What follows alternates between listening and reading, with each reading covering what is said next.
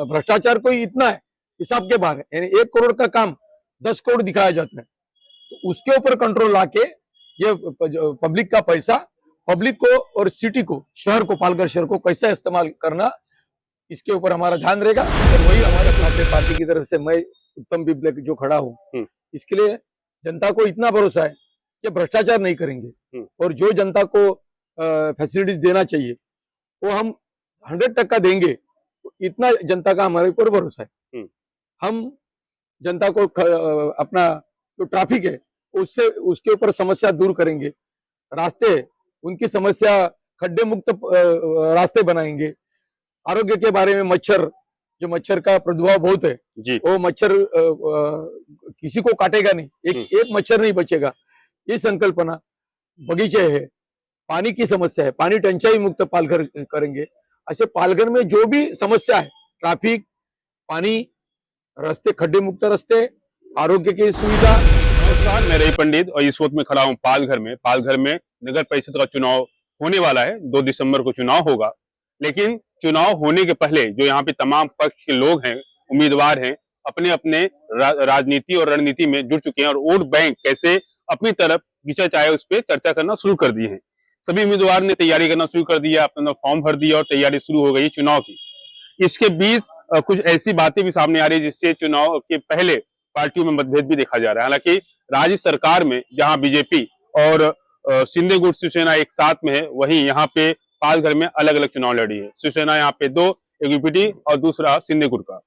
अब शिवसेना सब साथ में थे, लेकिन अलग होने के बाद सब बढ़ गए हैं। जो पहले साथ में काम करते थे अब अलग अलग हो गए। हालांकि पालघर जिले में शिवसेना की बात करें तो यहाँ पे उत्तम पिंपले जी का नाम है, कई सालों से यहाँ पे रहे हैं, मांझी नगर सेवक भी रह चुके हैं। सर, इस बार जो चुनाव है काफी अहम तरीके से देखा जा रहा है। इस बार यहाँ पे वो सब गुट भी साथ में खड़े हो रहे हैं और कुछ नए गुट भी आ गए जो कि आपके पार्टी से निकले थे। अब शिंदे गुट और यूपीटी अलग अलग हो गया। इस बार के चुनाव में जनता को कितना भ्रम होगा वोटिंग करने के लिए? जनता को भ्रम हमारे उद्धव बाला साहब ठाकरे पार्टी की तरफ से मैं उत्तम बिप्ले जो खड़ा हूँ, इसके लिए जनता को इतना भरोसा है कि भ्रष्टाचार नहीं करेंगे और जो जनता को फैसिलिटीज देना चाहिए वो हम 100% देंगे। इतना जनता का हमारे ऊपर भरोसा है। हम जनता को अपना जो ट्रैफिक है उसके ऊपर समस्या दूर करेंगे, रास्ते उनकी समस्या खड्डे मुक्त रास्ते बनाएंगे। आरोग्य के बारे में जो मच्छर का प्रादुर्भाव बहुत है वो मच्छर किसी को काटेगा नहीं, एक मच्छर नहीं बचेगा, ये संकल्पना। बगीचे है, पानी की समस्या है, पानी टंचाई मुक्त पालघर करेंगे। ऐसे पालघर में जो भी समस्या है, ट्रैफिक, पानी, रास्ते, खड्डे मुक्त रास्ते, आरोग्य की सुविधा, बगीचे, जो भी है, यानी भ्रष्टाचार कोई इतना है हिसाब के बाहर है, यानी 1 करोड़ का काम 10 करोड़ दिखाया जाता है।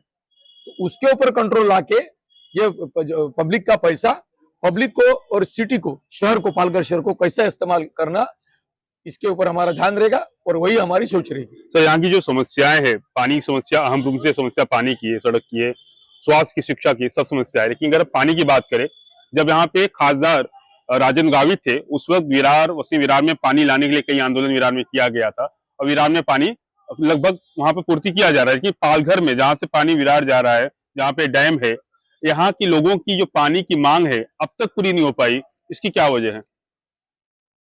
राजनीति का अभाव और जो पत्र व्यवहार करना चाहिए वो किसी ने किया नहीं। सिर्फ करप्शन में इंटरेस्ट, जो काम लाते हैं उसके ऊपर अपने को कितना मलिदा मिलता है, यही सोच। हमने अभी जो 1995 में जो मनीषा ताई निमकर इधर के एमएलए मंत्री थे, उसके टाइम ये पालघर नगर पालिका का और 26 गांव का पानी पुरवठा योजना का शुभारंभ हुआ। उस टाइम पे 4.58 MLD पानी इधर सैंक्शन हुआ था। वही पानी आज भी उतना ही उपसा एक्स्ट्रा करते हैं, लेकिन पानी उतना ही है गवर्नमेंट के कोटे से। तो मैंने खुद पत्र व्यवहार करके सम्माननीय मंत्री महोदय गिरीश महाजन साहब और संजय राठौर साहब, उनसे पत्र व्यवहार करके पालघर शहर के लिए कमारा, देवकोप और सूर्या, ये 3 डैम के तरफ से 25 MLD 60 MLD 20 साल के बाद कम से कम 60 MLD, फिलहाल 25-30 MLD का पानी सैंक्शन करवा लिया है। वो मंजूरी भी लाके हमने वो कमारा डैम के साथ को देवकोप डैम के साहब को और सूर्या डैम को साहब को दे दिए। पानी की समस्या, पानी के हल जल्दी से जल्द निपटारा जाएगा और हम पानी के ऊंचे ऊंचे टाकी बना के हर बिल्डिंग को, यानी भविष्य में 13 माला 19 माला तक गए तो 40 या 50 मीटर की टंकी बना के उसके ऊपर भी उपाय योजना करके पानी का रास्ता निकल जाएगा। जी सर, इतना जिला है, पालघर जिला घोषित हो गया, यहाँ पे लगातार जनसंख्या बढ़ती जा रही है, लेकिन जो स्वास्थ्य की बात किया जाए, यहाँ पे अस्पताल तो है लेकिन उसमें सुविधा नहीं है। अगर उसमें आप चले जाएंगे आपको समझ में आएगा कि यहाँ पे कोई सुविधा नहीं है। लाखों करोड़ों का टैक्स भरने वाले पालघर के लोग और अस्पताल में इलाज के लिए इन्हें पालघर से बाहर जाना पड़ता है, उसके लिए क्या और कौन है इसका जिम्मेदार? सत्ताधारी पार्टी जिम्मेदार है। पालक मंत्री महोदय का फिलहाल तो नाइक साहब है, जो पालक मंत्री इधर रह चुके हैं उनका ध्यान नहीं है, और वैसा पब्लिक आंदोलन से भी होना चाहिए, वो भी दिखाई नहीं दिया। गलती सबका है, हमारे साथ में यही सोच है पब्लिक के तरफ से कि नगर पालिका की सत्ता आ गई तो पहले ही पालघर नगर पालिका की तरफ से एक अच्छा बेहतरीन अस्पताल बन जाएगा। जी, मैं आपसे आखिरी सवाल पूछता हूँ, जब आप चुनाव जीतेंगे, आपके नगर अध्यक्ष यहाँ चुन के आएंगे, उनके आने के बाद 3 ऐसे कौन से बड़े काम होंगे जो आप पहले करना चाहेंगे? आरोग्य के बारे में जी, उसमें मच्छर आया, हॉस्पिटल आया, बगीचा आए। सेकंड पानी के बारे में, जो पानी टंचाई, कभी किसी के घर में बाथरूम के लिए भी पानी नगर परिषद के तरफ से होना चाहिए। ये तो इधर बोरिंग के लिए पानी खा रहा है, इसलिए वो हो सकता नहीं। इसलिए पानी के बारे में सबसे पहले 3 महीने के पहले पानी के बारे में पहले सोचना है।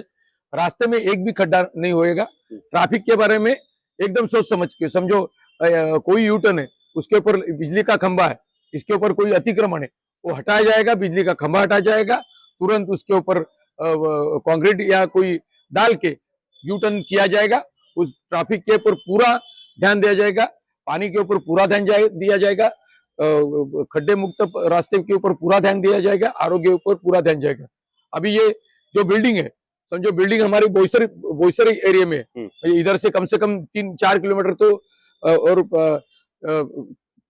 अपने समझो उत्तर के आदमी को, दक्षिण के आदमी को उत्तर में जाने के लिए 4 किलोमीटर जाना पड़ता है। कोई गरीब आदमी का 200 रुपये 100 रुपया रिक्शा को जाएगा एक दाखले के लिए। वो 4 जोन बना के वो नगर पालिका का कंट्रोल, यानी जिसको जिधर दाखला चाहिए उधर तुरंत मिल जाएगा। जो नगर पालिका कार्यालय बोईसर साइड जो बना है उसके बारे में हमें सोच समझ के पब्लिक को जो चाहिए, पब्लिक को जो देना चाहिए वो देने की हम कोशिश करेंगे। तो एक सवाल रह गया था, मैं आप पूछता हूँ आपसे कि इस बार जो सिंधे गुट के लोग अलग खड़े हुए हैं, बीजेपी के लोग अलग खड़े हुए हैं, राजनीति तो एक है, और यहाँ पे यूपीटी से अलग खड़े हुए हैं, तो जो बीजेपी वाले खड़े हुए हैं और जो सिंधे गुट से खड़े हैं, शिवसेना से खड़े हैं, तो 60 लोग हो गए, 30 उम्मीदवार 60 हो गए।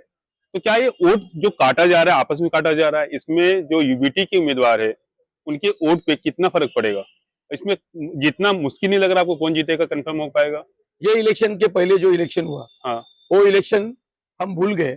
अभी तो भ्रष्टाचार के ऊपर ही इलेक्शन हम लड़ रहे, और हमारे ख्याल से तो पालघर में 7 साल में नगर पालिका ने इतना भ्रष्टाचार किया, तो भ्रष्टाचार के ऊपर ही, और पब्लिक फैसिलिटीज यानी पानी, रास्ते, ट्रैफिक, फ्री वाला जोन, इसके ऊपर ही चर्चा बनेगी। क्यों तो ये 4-5 मुद्दे ने नगर पालिका को 7 साल में पब्लिक को परेशान किया है।